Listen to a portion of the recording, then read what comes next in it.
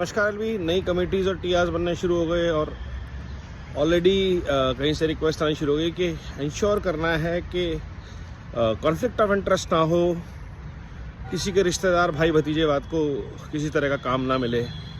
तो मेरा एलबी से ये सवाल है और ए बोर्ड से भी ये सवाल है कि ऐसा क्यों होता है, हम क्यों शक करते हैं। क्या एलबी में जो लोग बोर्ड पे आ रहे हैं, कमेटी पे आ रहे हैं, क्या वो पैसे खाते हैं? ये शक इसलिए होता है क्योंकि बोर्ड अपनी डीलिंग में ट्रांसपेरेंट नहीं होता।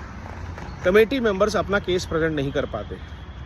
आप बोर्ड को देते हैं हम देख लेंगे, तो जो डिक्टेटरशिप होती है वहाँ से अकाउंटेबिलिटी और ट्रांसपेरेंसी पे डाउट आता है।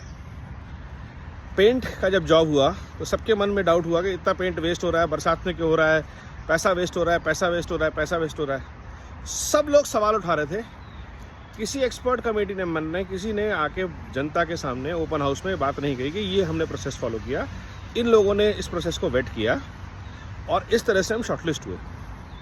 ये रेट हुआ, ये डील है, ये बेस्ट डील है, किसी को वेट करनी है बिरला ओपन से जाके बात कर लीजिए। ये बात बताई दलजीत ने जब मैंने 1-to-1 उनसे बात करी। ये बात अगर बोर्ड बोल देता तो किसी शक की गुंजाइश ही नहीं थी।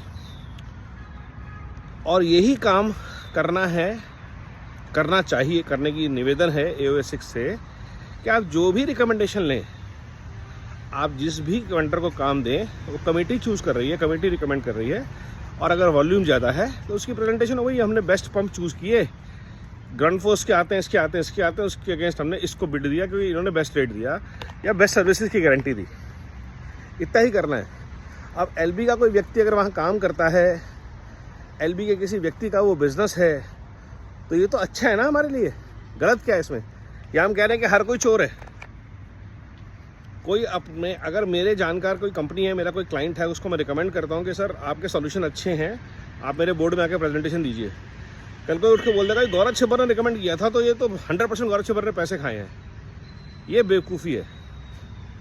आई थिंक हमारे लोगों के बहुत अच्छे नेटवर्क हैं, बहुत अच्छे रिसोर्सेज हमारे पास हैं। कमेटी इवैल्यूएट करे ना बेस्ट कॉस्ट क्या है। बोर्ड के पास FM जैसी एजेंसी है, क्वेस्ट जैसी, उनका एक बिडिंग का प्रोसेस होगा। ये 3 बिड आई हैं। हमने जब पहली बार FM ऑन बोर्ड किए थे तो ट्रांसपेरेंटली ऐसे किए थे, कमेटी बनी थी, लोगों के सामने सबकी प्रेजेंटेशन हुई थी। तो जब बड़े वेंडर हैं तो ये करना चाहिए। This is the transparency, accountability and proper process is the only way can set the good governance precedence. और ये करप्शन और ये सब एलिगेशंस खत्म हो सकते हैं। विचार कीजिए, सोचिए। जय हिंद।